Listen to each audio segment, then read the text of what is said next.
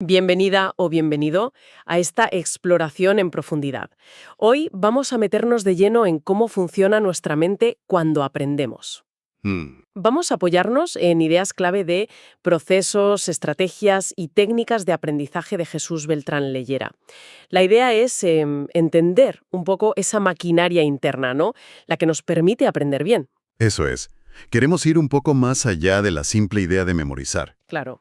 para entender qué pasa por dentro. O sea, cómo le damos sentido a la información, cómo sorteamos las limitaciones de nuestra propia memoria, la atención, y sobre todo, pues cómo podemos ser más conscientes, ¿sabes? Más estratégicos al aprender. Suena complejo. Hombre, es un terreno complejo, sí, pero está lleno de pistas útiles, Ujú. para cualquiera que quiera aprender mejor.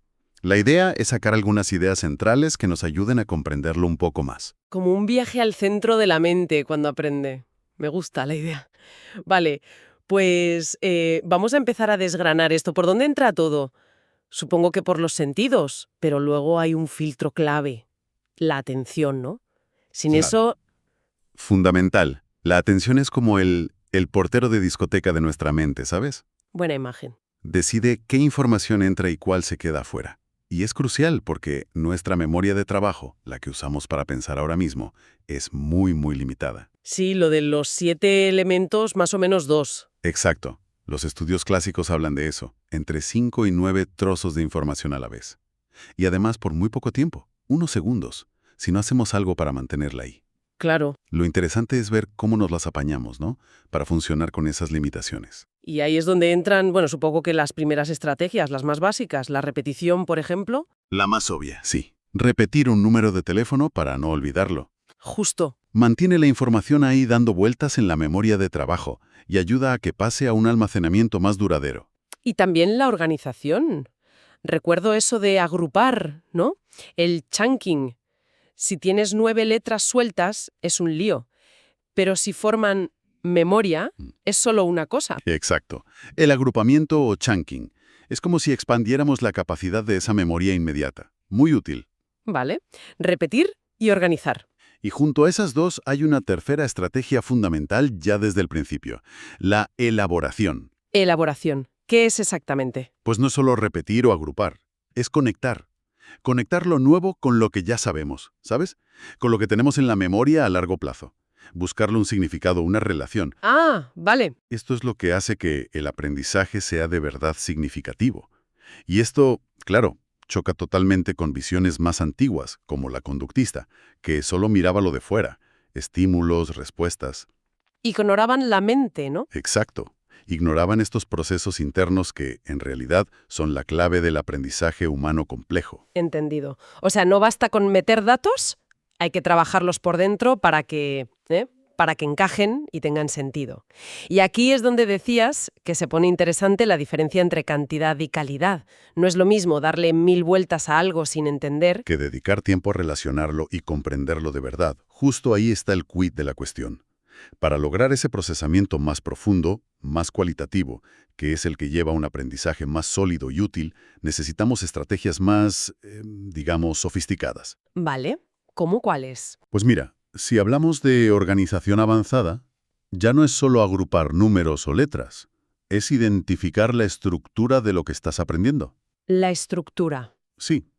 Por ejemplo, darte cuenta si un texto está describiendo algo, si narra una secuencia de hechos, si explica causas y efectos, si compara cosas o si plantea un problema y una solución. Ser consciente de eso ayuda muchísimo a organizar la información en tu cabeza. Ya veo. Y también entran aquí herramientas como los mapas conceptuales, ¿sabes? Esos diagramas que dibujan las relaciones entre ideas, Sí, los conozco. pues ayudan mucho a visualizar esa estructura. Ya estudios antiguos como el de Bousfield mostraron que tendemos a recordar mejor si agrupamos la información por categorías, incluso sin querer. Tiene sentido. Organizar mejor lo que entra. Y la otra estrategia era la elaboración avanzada, ¿no? Si la básica era conectar lo nuevo con lo viejo, ¿cómo se hace esto de forma más potente? Pues hay varias técnicas. Una muy buena es la interrogación elaborativa. Interrogación. Elaborativa. Consiste en preguntarte continuamente ¿por qué? Mientras estudias. ¿Por qué esto es así? ¿Por qué es importante? Obligarte a buscar esas respuestas te fuerza a conectar con lo que ya sabes y a profundizar. Ah, qué interesante. No solo leer, sino preguntarse. Exacto. Otra herramienta muy potente son las analogías y metáforas. Te permiten entender algo nuevo usando la estructura de algo que ya conoces. Son como puentes mentales. Entiendo. Aunque, ojo, hay que tener cuidado. La analogía tiene que ser precisa, porque si no, te puede llevar a conclusiones equivocadas. Claro, no vale cualquier comparación. Y supongo que aquí entran también los trucos de memoria, las reglas mnemotécnicas. Efectivamente. Las mnemotecnias son un tipo de elaboración muy concreta, muy específica. Como lo de la palabra clave. Sí, el método de la palabra clave para aprender vocabulario, por ejemplo, o crear historias raras para recordar una lista, o usar acrónimos con la primera letra. Vale. Son útiles para información muy específica. Pero lo más importante en cualquier elaboración, sea una mnemotecnia o una conexión más profunda, es que sea precisa y relevante. Que la conexión tenga sentido de verdad. Tiene lógica. La conexión tiene que ser buena, no vale cualquiera. Y has mencionado algo que suena como muy importante, la metacognición. ¿Qué es eso exactamente? ¿Pensar sobre cómo pensamos? Justo eso. Es pensar sobre nuestro propio pensamiento. Es como un nivel superior de control sobre cómo aprendemos. Suena potente. Lo es. Incluye dos cosas principales. Por un lado, el conocimiento metacognitivo, lo que sabes sobre ti mismo como aprendiz, qué se te da bien, qué te cuesta más, lo que sabes sobre las tareas, si son fáciles, difíciles, qué piden, y sobre las estrategias que hay, cuáles conoces, cuándo usarlas. Vale. Conocerse a uno mismo y las herramientas. Eso es. Y por otro lado está el control metacognitivo, o la autorregulación, que es la capacidad de planificar cómo vas a hacer una tarea de aprendizaje, de supervisar si estás entendiendo mientras la haces, si vas bien, y de evaluar el resultado al final. O sea, no es solo usar estrategias, sino saber cuáles usar, cuándo, por qué, y además ir ajustando. Como ser el director de tu propia orquesta cognitiva, ¿no? Muy buena analogía. Exactamente eso. Incluye cosas como la metaatención, saber cómo funciona tu atención y dirigirla, y la metamemoria, conocer tu memoria y gestionarla. Fascinante. Y esto nos lleva a una pregunta importante. ¿Somos conscientes de todo esto cuando aprendemos? La investigación dice que esto se desarrolla. Los niños pequeños tienen menos capacidad metacognitiva que los mayores o los adultos. Es algo que se aprende, se entrena. Interesante, pero claro, aprender no es solo esta maquinaria. No, por muy sofisticada que sea. Influye mucho la actitud, las ganas, la La motivación. motivación. El texto habla de la diferencia entre la intrínseca y la extrínseca. Sí, una distinción clave. La intrínseca es hacer algo porque te gusta, por curiosidad, por el reto. Y la extrínseca es por la nota, por evitar un castigo. Intuitivamente parece mejor la intrínseca, ¿verdad? Generalmente sí. La motivación intrínseca suele llevar a un aprendizaje más profundo, más creativo, más satisfactorio a largo plazo. Pero bueno, la extrínseca también juega su papel a veces. Lo interesante es entender qué factores influyen en nuestra motivación. ¿Y qué factores son esos? Pues una teoría muy importante aquí es la teoría de la atribución de Weiner. ¿Atribución? Sí, se refiere a las causas a las que atribuimos nuestros éxitos y fracasos. ¿Por qué aprobé? Porque suspendí. ¿Fue por mi capacidad? ¿Por mi esfuerzo? ¿Fue suerte? Era muy difícil. Ah, vale. ¿A qué le echamos la culpa, digamos? Exacto. Y esas explicaciones que nos damos tienen un impacto enorme en nuestras expectativas futuras y en si seguimos intentándolo o tiramos la toalla. ¿Puedes poner un ejemplo? Claro, imagina un estudiante que suspende. Si piensa, es que no soy capaz, no valgo para esto, lo atribuye a su capacidad, algo que ve como interno, estable, que no puede cambiar, pues es probable que se desmotive y abandone. Puede llevar a la indefensión aprendida, ¿no? Justo. En cambio, si piensa, es que no estudié lo suficiente, lo atribuye al esfuerzo, algo interno, pero inestable y que sí puede controlar, es más probable que piense, la próxima vez me esforzaré más y persista. Nuestras propias explicaciones son muy poderosas. Es verdad, como nos contamos la historia nosotros mismos. Y relacionado con esto, también se habla de la orientación a metas. ¿Qué tipo de objetivos nos ponemos al aprender? Correcto. Se distingue sobre todo entre metas de aprendizaje y metas de ejecución. ¿Cuál es la diferencia? Las metas de aprendizaje son cuando quieres entender de verdad, dominar la materia, mejorar tus habilidades. El foco está en aprender. Vale. Las metas de ejecución son cuando lo que quieres es parecer listo, sacar mejores notas que otros, evitar parecer torpe. El foco está en el resultado y en la imagen. Ya veo. Y la investigación, por ejemplo la de Carol Dweck, sugiere que la gente con metas de aprendizaje afronta mejor los retos, ve los errores como oportunidades y disfruta más. Los que se centran en la ejecución a veces evitan tareas difíciles por miedo a fracasar y quedar mal. Entiendo. Y luego está el tema de los estilos de aprendizaje. Siempre se oye lo de si eres visual, auditivo, pero el texto lo enfoca de otra manera, ¿no? Quizás más relacionado con la profundidad. Sí, bueno, hay muchísimas clasificaciones de estilos. Las sensoriales, que dices, o la de Stenberg, que habla de estilos legislativo, ejecutivo, judicial. Pero la distinción que parece tener más impacto real en cómo aprendemos es la de estilo profundo versus superficial. Profundo y superficial. Exacto. El estilo profundo es el de quien busca el significado, relaciona ideas, intenta entender los principios subyacentes.